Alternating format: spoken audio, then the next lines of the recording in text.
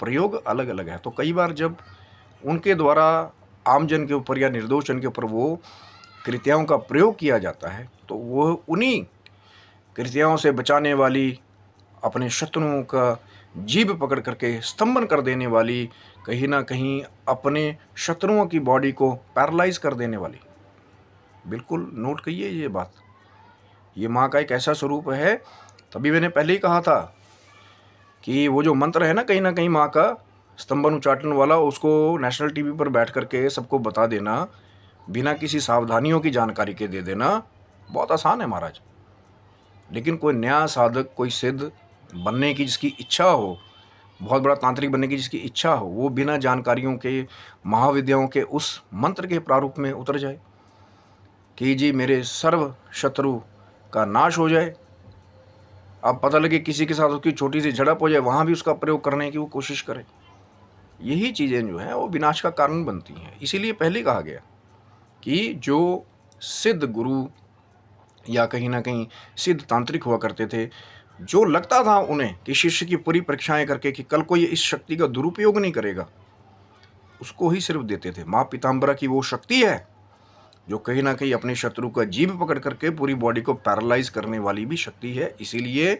ये भी उग्र साधना का वो रूप है, जहाँ पे बहुत सारे भक्तों का उच्चाटन भी भक्ति का हो जाता है। और कई बार ऐसा भी होता है कि जब पूरी जानकारी के अलावा जब आप लोग वो बस टीवी पर देख करके या कहीं से पढ़ करके आप शुरू कर देते हैं उन चीज़ों को, आपके पास गुरु नहीं है बताने वाला कि बेटा क्या करना है, क्या नहीं करना है, कैसे उसकी शुरुआत करनी है, आसन शुद्धि और आपका सुरक्षा चक्र, कहीं न कहीं भगवान शिव का आराधन पूजन क्यों ज़रूरी है गुरु के रूप में यहाँ पे? क्योंकि ये प्रचंड महाशक्तियाँ हैं, उनको बैलेंस करने के लिए भी भगवान शिव का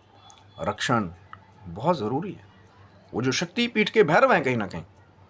उनका भी ध्यान, पूजन, रक्षण बहुत ज़रूरी है।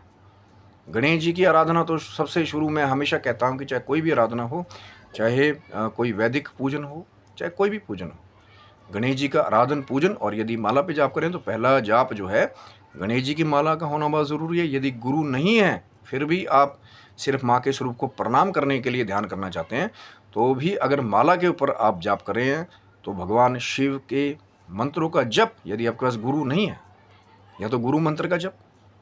या अगर गुरु नहीं है फिर भी आपके अंदर वो प्रबल इच्छा है कि माँ के स्वरूप को प्रणाम करें,